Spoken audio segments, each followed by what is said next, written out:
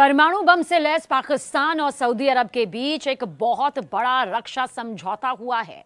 एक ऐसा रक्षा समझौता जिसने हर किसी का ध्यान अपनी तरफ खींच लिया।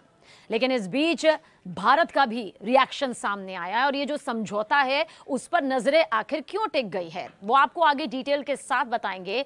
लेकिन दरअसल जो समझौता यहां पर हुआ है उससे सवाल ये खड़े हो रहे हैं कि क्या ये समझौता भारत के लिए खतरा साबित हो सकता है।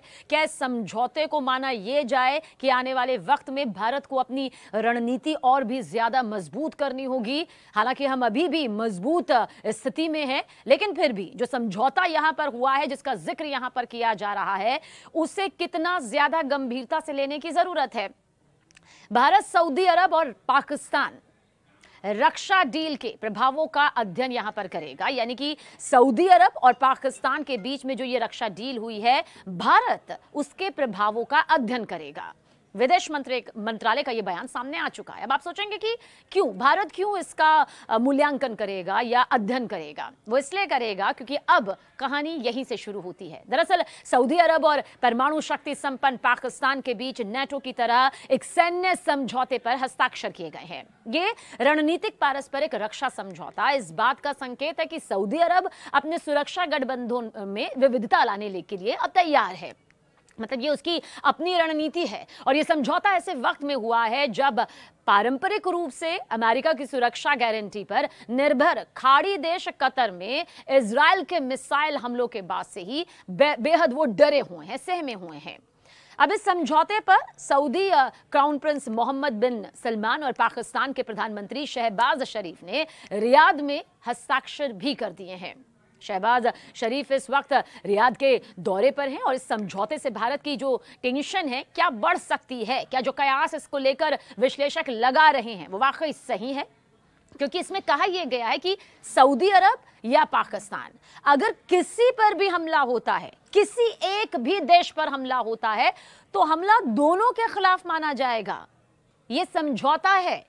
एक वरिष्ठ सऊदी अधिकारी ने फाइनेंशियल टाइम्स को बताया कि हमें उम्मीद है कि इससे हमारी प्रतिरोधक क्षमता मजबूत होगी।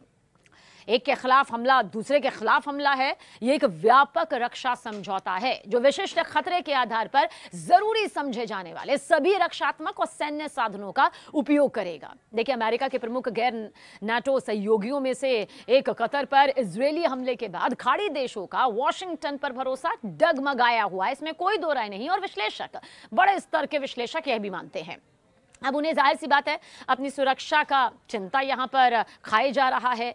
अब खाड़ी देशों ने इस बात की आशंका जताई कि इजराइल पूरे क्षेत्र में अपनी सेना के साथ अनियंत्रित रूप से काम कर रहा है। साथ ही कई रिपोर्ट्स देखिए अब लगातार सामने आ रही हैं और इसी रिपोर्ट्स के मुताबिक रियाद ने पाकिस्तान के साथ रक्षा समझौते पर हस्ताक्षर होने के बाद वॉशिंगटन को इस बारे में जानकारी दी थी। यह समझौता पाकिस्तान और भारत के बीच मई में हुए सैन्य संघर्ष के 4 महीने बाद हुआ है। देखिए, समझौते से भारत का फिक्रमंद होना लाजमी है, या फिर यूं कहिए कि जो विश्लेषक फिक्रमंद जैसे शब्दों का इस्तेमाल कर रहे हैं अब वो ये समझेंगे कि भारत की अपनी रणनीति वक्त वक्त पर मजबूत होती रही है, वो बदलती रही है इस लिहाज से कि भारत की सुरक्षा, भारतीयों की सुरक्षा हमेशा से प्राथमिकता रही है। और पाकिस्तान क्योंकि वो वक्त वक्त पर आईना दिखाता रहा है, खुद का आईना देखता रहा है और अंतर्राष्ट्रीय स्तर पर बेनकाब होता रहा है, ऐसे में अब इस रक्षा समझौते के बाद जाहिर सी बात है भारत को और बड़े स्तर की एक रणनीति यहां पर बनानी होगी। वैसे समझौते की शर्तों के अनुसार अगर भारत पाकिस्तान पर हमला करता है तो सऊदी अरब युद्ध में शामिल हो जाएगा।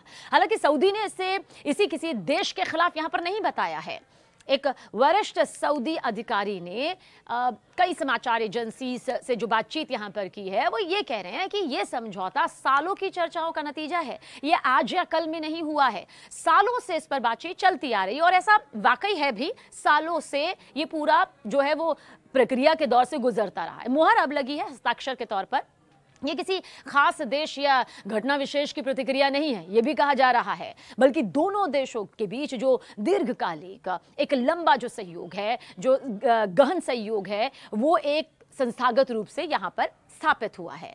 अब देखिए, सऊदी अरब और पाकिस्तान के संबंधों का लंबा इतिहास रहा है। सऊदी ने दूसरे खाड़ी देशों के साथ मिलकर इस्लामाबाद को महत्वपूर्ण वित्तीय सहायता भी दी है।